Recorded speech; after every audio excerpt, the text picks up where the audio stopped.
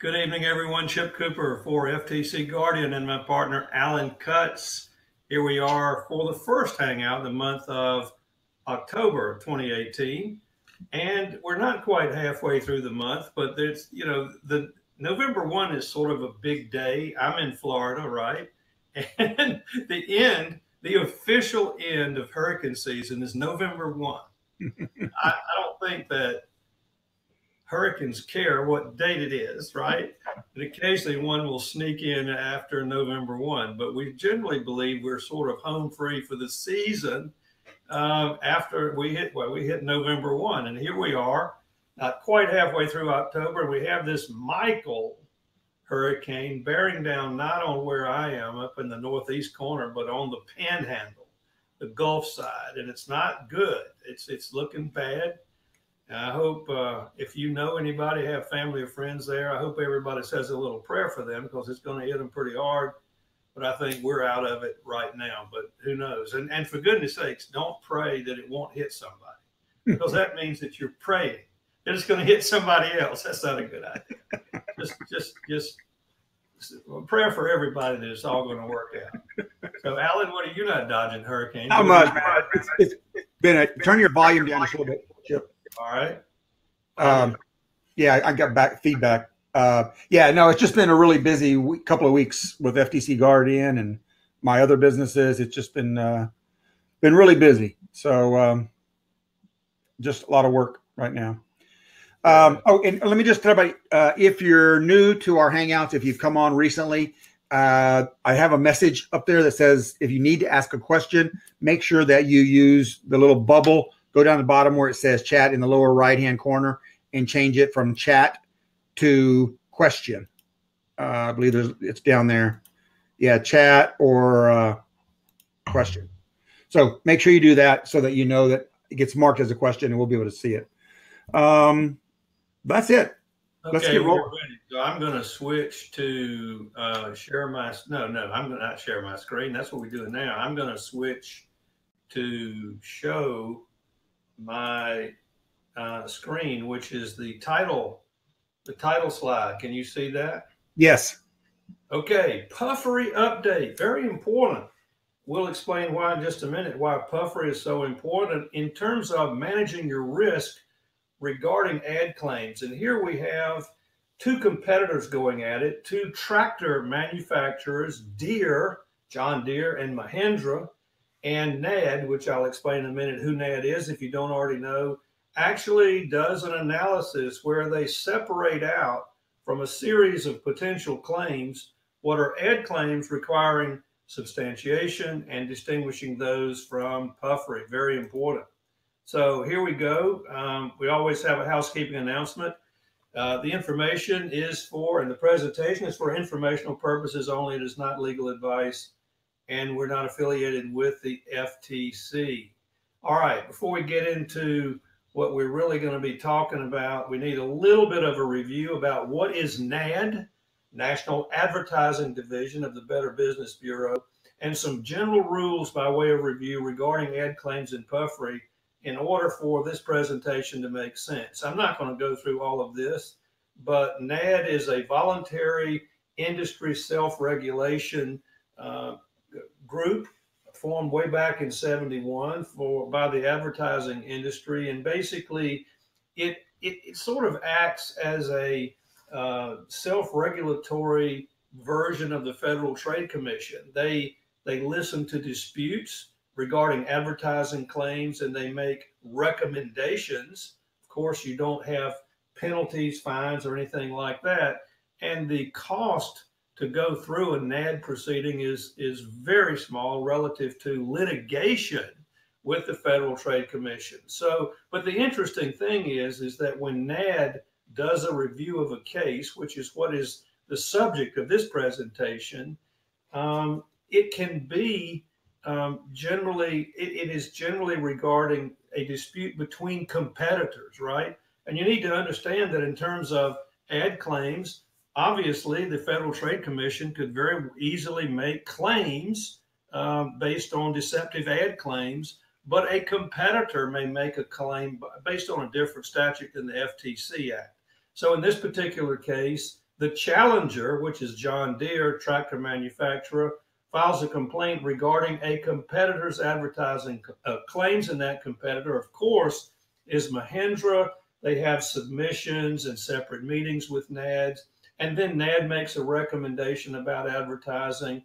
And then, if you see at the very bottom, it's interesting, NAD can refer cases to the Federal Trade Commission, and generally they fall into two different situations where NAD may refer cases to the FTC. One is where NAD invites them to do a review process, and they're ignored, right? They being NAD, and then one of the parties fails to comply with a NAD decision. Then NAD may refer to the Federal Trade Commission. So it's very, very interesting procedure, very cost effective. But the same process of analyzing ad claims and substantiation that the FTC uses is used by NAD. So it's very instructive. And the pros involved with going to NAD are it's really very short in terms of litigation, 60-day briefing, far less expensive than litigation. There's no discovery. Proceedings are confidential. You have experienced case attorneys that are involved in it. And there's a rich body of NAD precedent. So NAD provides a terrific service for advertisers. So what are ad claims? Again, very important by way of review. We've talked about these off and on in a number of Hangouts. An ad claim is a promise that you're making to a consumer involving a specific statement, which can be either express or implied. It can be provable, true or false. And if you are making an ad claim, you're required to substantiate it with competent and reliable scientific evidence. And if you do not, there's FTC liability if the FTC is bringing the claim, or if a competitor is bringing the claim, you may be liable to the competitor. So that's the quick rundown on what an ad claim is. And of course, you've heard some of these examples throughout various Hangouts. One would be lose 10 pounds first month. Another one would be make $10,000 the first month. And it doesn't have to involve pounds and dollars. It can be triple your opt-ins or triple your referrals for new business in a specific time period, or save a very specified amount on electrical bills in a specified period of time. All of those are ad claims. And the significance is if it's an ad claim, you as an advertiser are responsible for substantiation. And if you fail that responsibility, then you could very easily be liable to the Federal Trade Commission for an unsubstantiated claim, a deceptive claim, or liable to your competitor, depending on who is bringing the claim. Now, puffery, as distinguished from, the ad claim, puffery is a non-specific statement. It is not a promise to a consumer. It's non-specific. It involves bragging, which other words that describe bragging are hyperbole and exaggeration. It cannot be proved true or false because it's very general, non-specific, and a reasonable consumer would not rely upon it. Therefore, it is not regulated, no risk. You don't have to substantiate it at all. And this is an extremely important concept when you're talking about managing advertising risk. And if you look at these three general approaches to advertising, you can see at the very top that with ad claims, you have to substantiate with competent and reliable evidence. And if you fail, then you can be liable. So there's a lot of risk there in number one, particularly depending on how aggressive you are with your claim. The more aggressive you are, the more substantiation burden that you have, meaning the less likely you are to comply with it. And the result is you could be liable. So how do you manage the risk? If you drop down to number two, you might be able to use weasel words, less amount of risk depending on context. And we have had one Hangout about weasel words. It involves the Hangout regarding the Nutrisystem model, specifically involving weight loss, but the model can be applied to virtually anything in terms of advertising. And early next year, we're going to have at least one more Hangout on weasel words because it's an alternative to decreasing and managing your risk relative to substantiation of ad claims.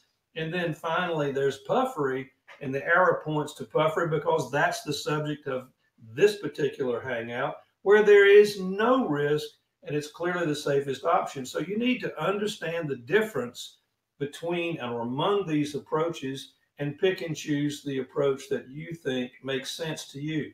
Now, in past hangouts, we have referred to this statement here, better ingredients, better pizza, as a classic example of puffery, not an ad claim. And if you look at the very top, you see that this is a case involving a case that was litigated in a court of law back in 2000 against Papa John's by a competitor, Pizza Hut. So this did not involve the Federal Trade Commission, but it involved a claim by Pizza Hut that Papa John's was making these statements, better ingredients, better pizza, and that the better part of these statements referred to Pizza Hut. Therefore, Papa John's was making ad claims which require substantiation to prove that Papa John's actually had better ingredients than Pizza Hut and better pizza. That was the claim that Pizza Hut made. And the court ruled that this was puffery and not an ad claim, meaning that there's it's unregulated, completely not involving any liability. So if it's an ad claim, Pizza Hut would have then required substantiation, which could have found Papa John's liable.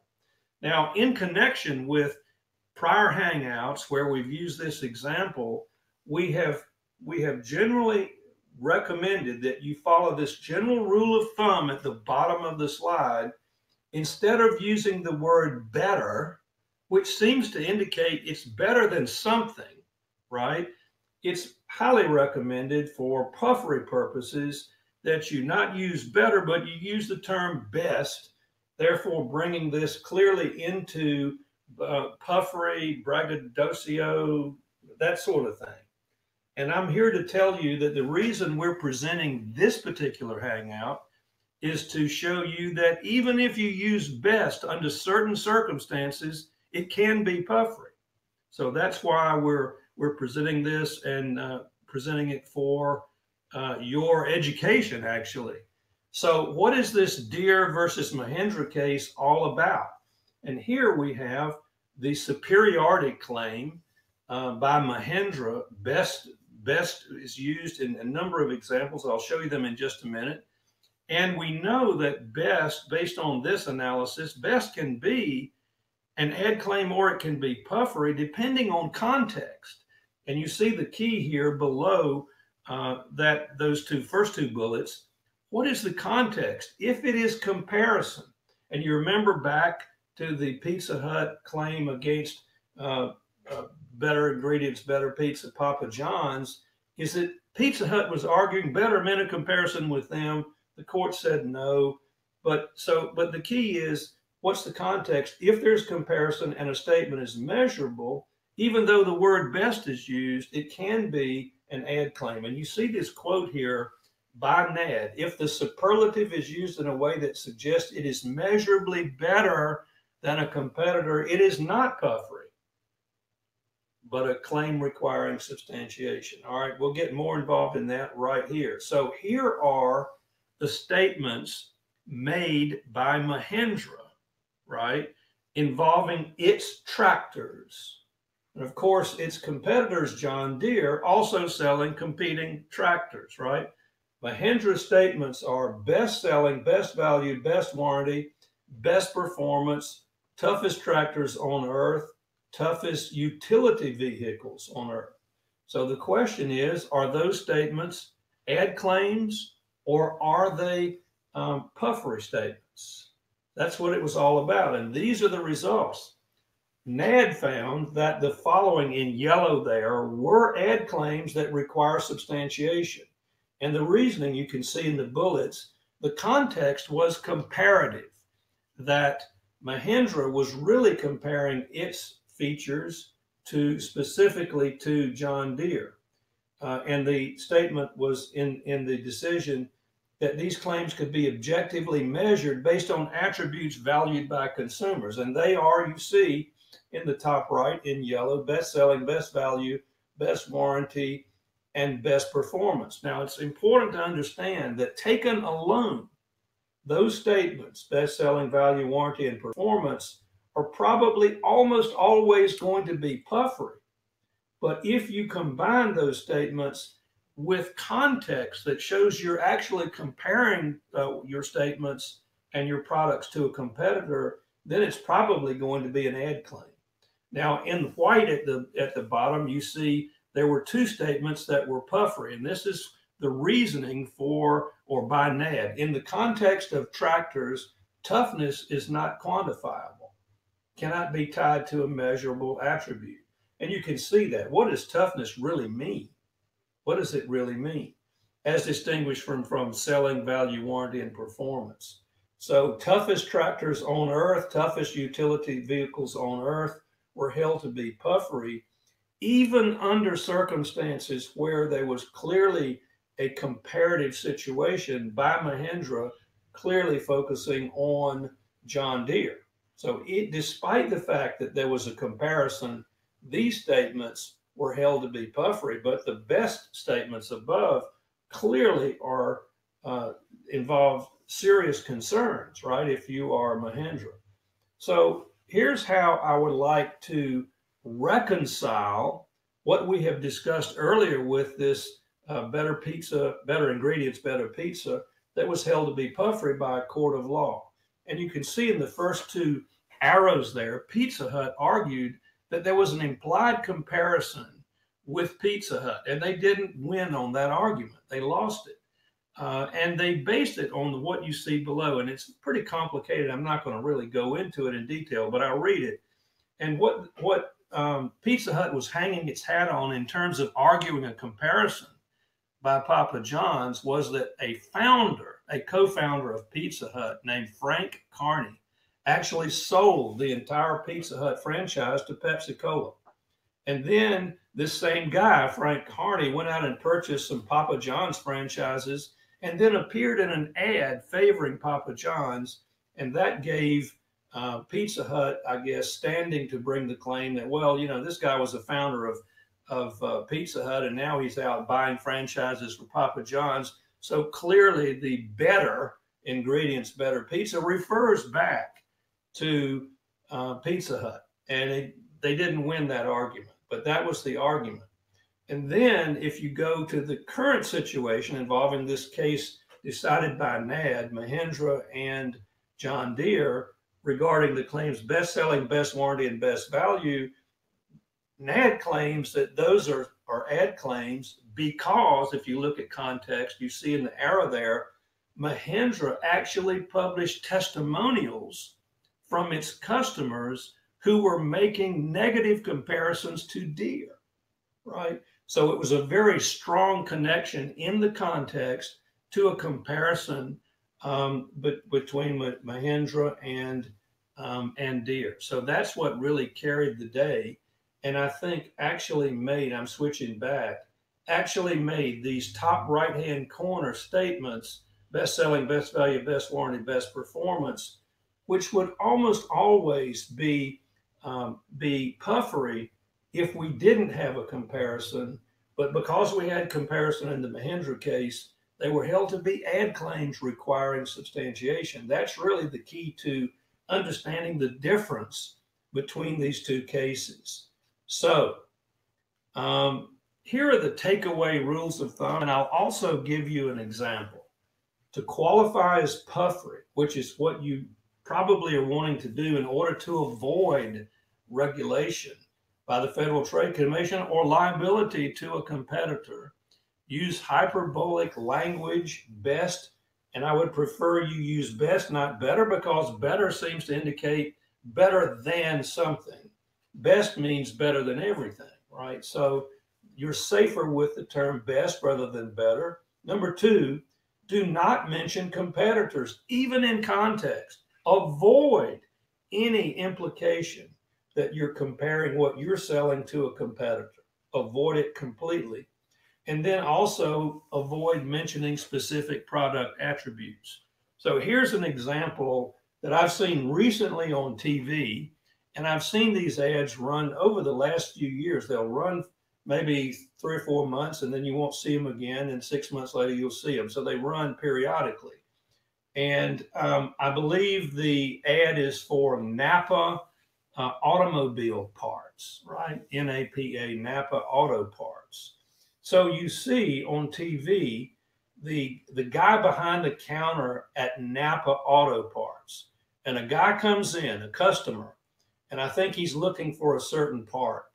And so the guy at the counter for Napa yells to the back of the room back there to some person that you can't see, what about a muffler for a 2013 Honda CRV?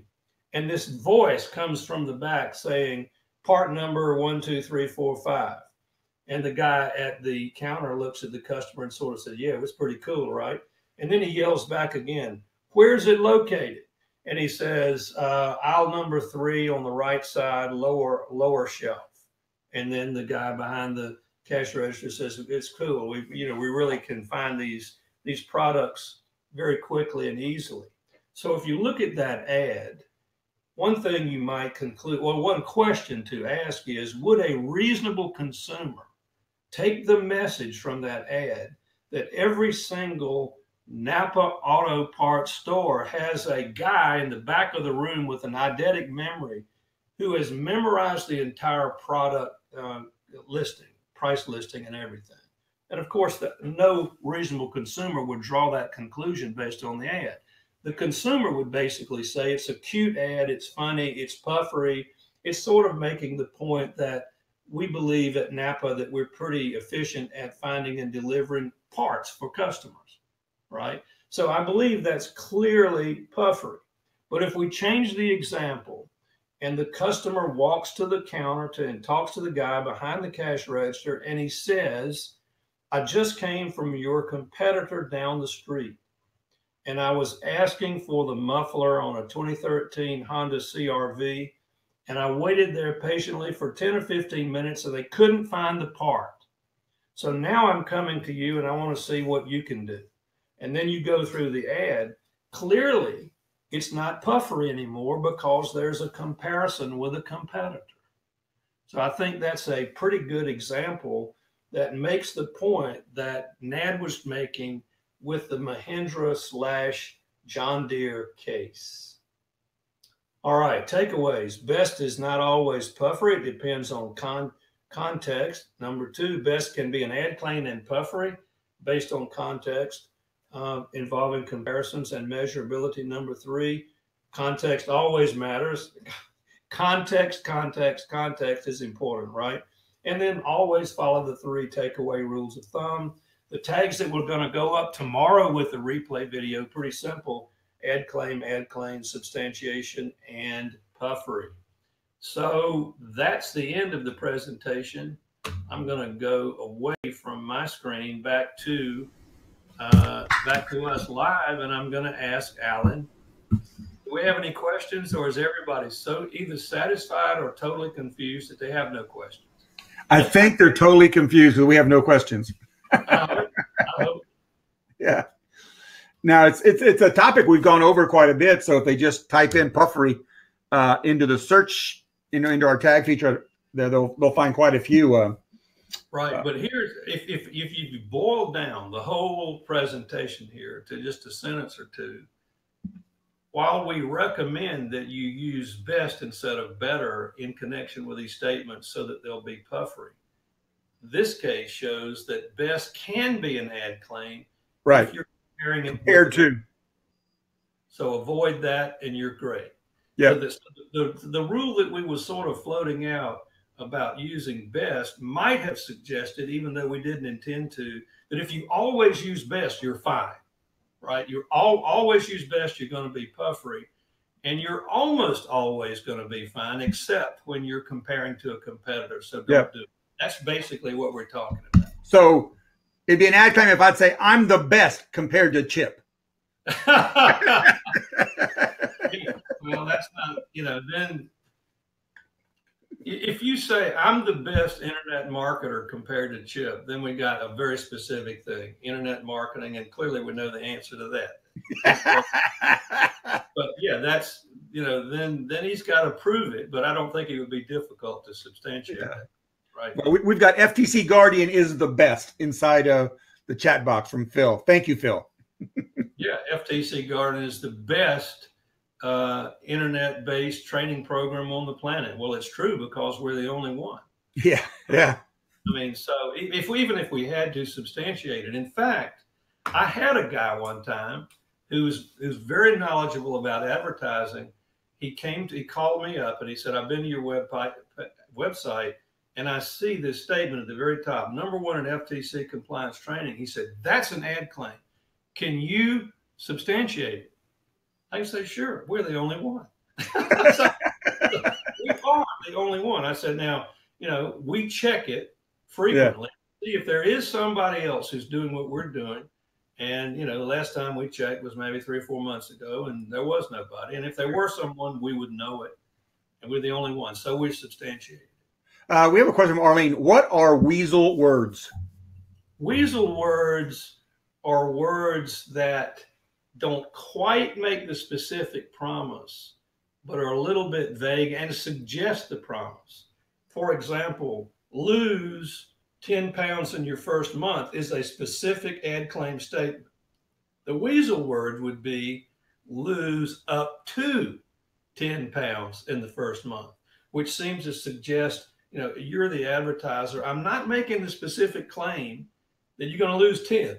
I'm saying you might, it's up to, but the real key, according to the FTC, is how does the average consumer interpret that? And you might, as an advertiser, say, "Well, I've covered myself. I didn't say everybody's going to lose 10 pounds. I said you can lose up to." But if the consumer views that language and interprets it to mean that almost everybody can lose 10 pounds in the first month, which the FTC believes is what they do conclude, then you've got to substantiate what they're concluding. And that's called the net impression. So, yeah, that's a weasel word. But another one is you can accomplish something versus you will. So you will is very strong, and it's a very, very strong statement that requires substantiation. Can is sort of like up to, you might. Yeah, you could do this. Yeah, you can or you could. So again, the question is, how do consumers look at the statement with can? Do they basically interpret it as will or just can? The FTC says probably they mean will. So depending on how you handle weasel words, and the classic Hangout we have involves Nutrisystem, which has this amazing headline, very aggressive. I lose up to 7 pounds in the first week or so. I mean, it's ridiculously difficult. If you've ever tried to lose weight, and if you go to the Nutrisystem.com website and look at their first page and the headline, you're going to think, wow, I've tried to lose weight and I just didn't come close to that. Well, they have used some really clever tactics in that ad. And we have an entire Hangout devoted to the Nutrisystem use of an up to claim, which is a weasel word. And it's strongly lose up to 13 pounds and 7 inches. There you go. In the first. No, they don't. I got a pop up. First month or first week or what? No, that's overall in the first month with an asterisk. That's it. That's pretty aggressive. If you've tried to lose weight before, that's a tough one. It's a tough one to substantiate that all or almost all the people who sign up for Nutrisystem can achieve that result. I guarantee that.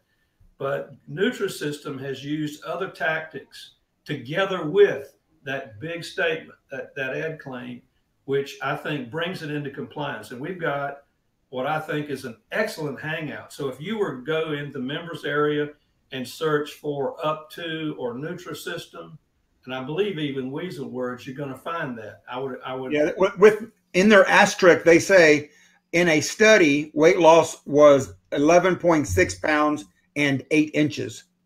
Right. And then they also say generally expected results are 1 to 2 pounds a week. So Yep. that we go into all of that. And when you take all of that together, I think it's a very clever use. But I really have to believe that 9 out of 10 consumers, what they really take away from that page is the headline. Wow, I could lose 13 pounds in the first month, 7 inches, all this stuff. But I believe it's all within the rules and regulations of the Federal Trade Commission. So if you go there and look at that, I think it'll be very informative. Plus, we're going to have at least one more Weasel Words Hangout example early in the next year because we've had some questions about it. And I talked about it a little bit on a webinar we did several weeks ago. I've had several emails about it. So we're gonna supplement that early in 2019. Very, very important. But the Nutrisystem model is already in our replay Hangouts. videos. Yep. Yep. All right. All right. That's all I have. Okay, very well, everybody. Next time we're going to talk a little bit about data security as we're starting to close in on the finish of our initial GDPR coverage. Very important, and that will be, I don't have the date in front of me. Do you have it, Alan? 23rd.